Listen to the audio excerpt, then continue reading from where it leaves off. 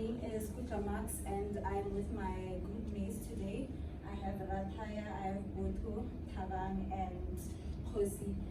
The company that we're profiling is called Lotus Surveys. It is a land surveying company, and we'll be doing a presentation on our findings. We started with the market analysis, which is used to determine how big the market is and the possible growth for the company. This will also help minimize risk and keep up with the trends and assist in projecting revenue.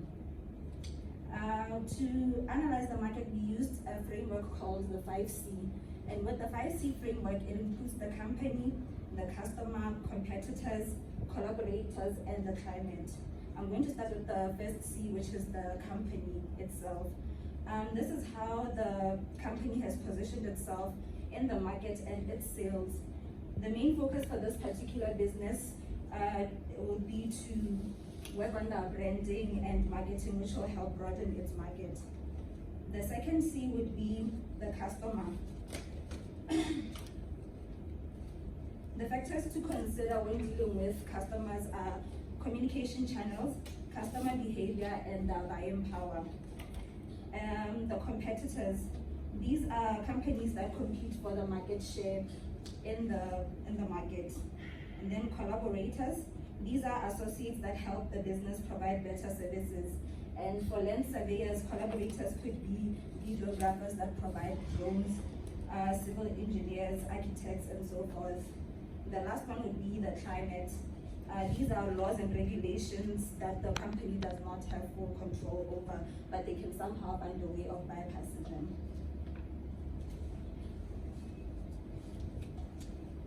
I'll be reading on market fluctuation. Recent fluctuations in the cost of construction materials have threatened to create chaos in otherwise organized and properly managed construction projects. Economic researchers and industry professionals have identified numerous factors causing or contributing to these fluctuations, including COVID-19 related shutdowns and restrictions, remaining tariffs and restrictions, elevated construction activity among single-family residents, and even occasions of stockpiling and profiteering, and also profiteering. I'll be talking about the challenges that this business is facing. The first one being competition. To remain competitive with industry leaders such as Pinnacle Geomatics and GeoServe, this business must enhance its competitive strategy. Achieving this objective requires a thorough analysis of the current strategy, identifications of its limitations, and developing and implementing an improved strategy that aligns with the company's goals and objectives. By adopting a comprehensive and strategic approach to enhancing its competitive strategy, this business can achieve a sustainable competitive advantage in the industry and maintain its long-term success. Its second problem would be the economy. The country's economic situation also affects the stability of the industry and thus its competitive strength. This business experienced significant difficulties due to economic instability, particularly during periods of economic slide. These challenges result in a slow growth in business operations, which significantly impacts the company's ability to maintain its growth trajectory and meet its objectives. Another problem this company faces is the lack of skilled workers. The shortage of land surveyors in the industry is a major concern, and this can be attributed to the inadequacies in localized training and education programs. The quality of education and training programs offered by academic institutions in the local context is significantly lower when compared to the international counterparts. The last and final problem this company faces is manual data entry. The process of manually entering data can pose significant challenges to the business. It is time-intensive and inefficient, and that can lead to errors, including cash flow issues, incorrect data, and other complications. These issues can have a detrimental impact on various aspects of the business, including productivity, customer satisfaction, and revenue. Moving on, the solutions that Lotus Surveys could implement were analyzed using frameworks. one of the frameworks that we used were the 4 actions. One of the actions is known as the eliminate action. This action simplifies the surveying process by embracing digital technology, evading the need for traditional lengthy procedures for the company. Moving on, the next action is known as the reduce action. This action standardizes data formats and surveying processes, evading complexity, simplifying training, enhancing accuracy, and reducing processing errors. Moving on, the third action is known as rise. Lotus Surveys could use this to invest in advanced data analysis and report softwares to help them overcome their challenges. Moving on to the last action, it is known as create.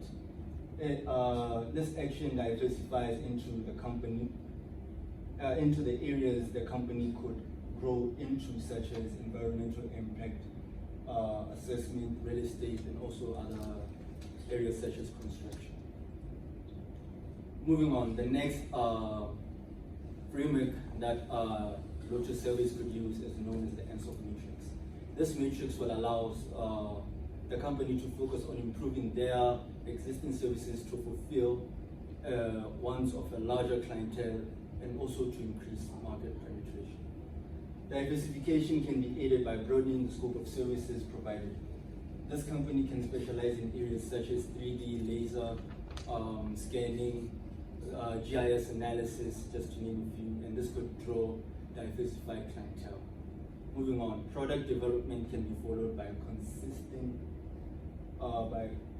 constant improvement in surveying equipment and software. This will improve accuracy and speed. Investing in research and development can also result in breakthrough solutions. The last framework that I used that could potentially help Lotus Surveys is known as the strategy canvas. This embraces sophisticated technologies as it could improve the whole land surveying effectiveness. The company could use this. The company could use the most improved new update of GPS known as the real-time kinetic. Incorporating these technology costs and investments may put the company in some sort of debt or short-term debt, but then the payback rates can actually save the business some money in the long term. Another important tactic is to simplify and automate data processing, and this could increase speed and accuracy for the job by using specialized software for data processing. Lastly, it is also critical to promote collaboration and knowledge sharing amongst surveying experts. This creates a forum for the exchange of best practices and creative methodologies, and this could help to rise the general standards of surveying and encourage continual progress. Moving on, we have the leadership styles. I'll be talking about the leadership styles. This company's leader is known for his transactional leadership style. This style of leadership focuses on the exchange that occurs between a leader and a follower. The leader in this approach pursues a cost-benefit economic exchange with their followers. Although this leadership style has worked for him this far, it is important for him to implement a cocktail of leadership styles by mixing transactional and transformational leadership. This is important because transformational leaders can support, build, and stimulate employees involved in creative processes. On the other hand, transactional leaders are focused on the task and efficiency by coordinating existing capabilities which support new capabilities. A competent leader should prioritize the development and support of their employees in addition to achieving results. This entails creating an environment that fosters growth and providing resources that enable employees to realize their potential. Through the application of transformational leadership, team members gain the power to make important decisions for the business, thus promoting a decentralized decision-making approach. This in turn can foster a decentralized organizational structure, which has a host of advantages, including heightened efficiency, a greater level of self-reliance, and smoother sailing. Changing the organizational structure to be more decentralized is a form of process innovation, as it will improve the way the business performs tasks and ultimately lead to happier customers.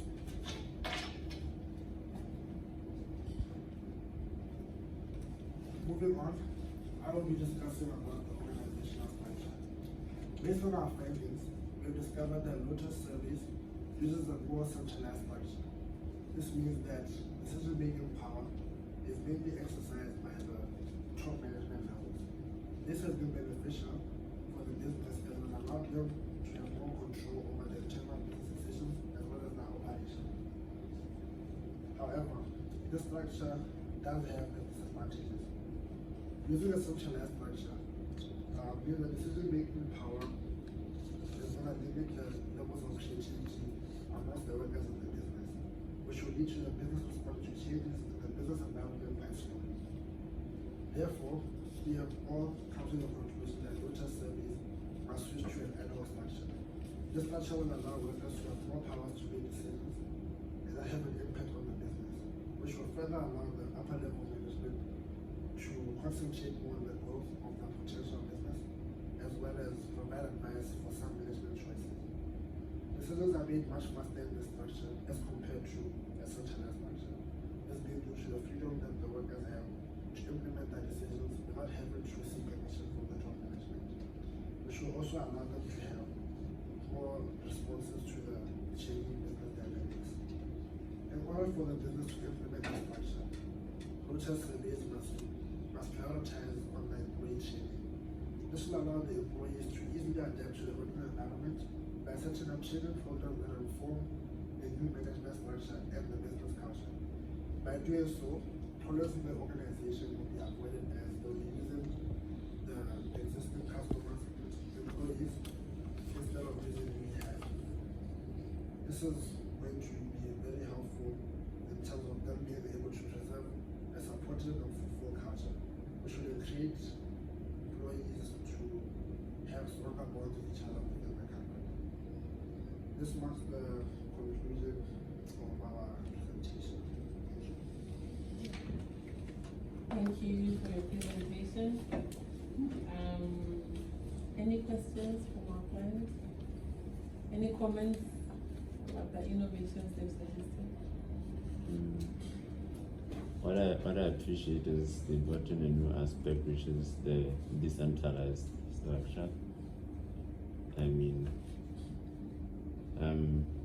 when you pool your ideas into one, you may end up getting a different viewpoint, which is a good thing in the landscaping and survey market. So I appreciate that. Okay. Yes. All right. Okay. Thank you very much. For me, I wanted to just ask, when you were talking about the challenges, and one of them was competition, right? How do you link your solution for competition with the decentralized structure?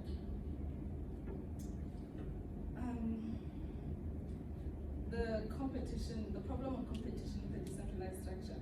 Well, with the decentralized structure, decision making will be faster.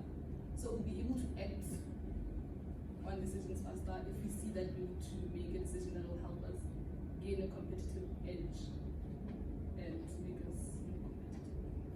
Okay, what do you think they should do? Like, what you said, by adopting a comprehensive and strategic approach to enhancing competitive strategy. What strategic approach are you suggesting?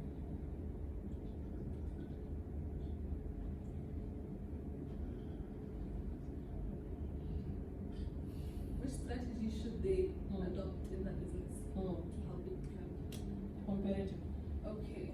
Because you went on to say that business can achieve a sustainable competitive advantage in the industry.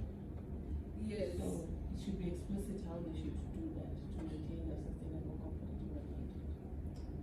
Well, I think right now, in order to sustain a competitive advantage, they need to be able to, like, through a decentralized structure, just finding new ways to lead, right? By empowering the employees, like with a cocktail of leadership styles, empowering them to find new ways to be more creative, and that will help them in turn come up with ways that can make them more competitive. You mentioned their competitors, did you? Yeah, I gave examples of competitors, yes. Okay, I think that's it for me.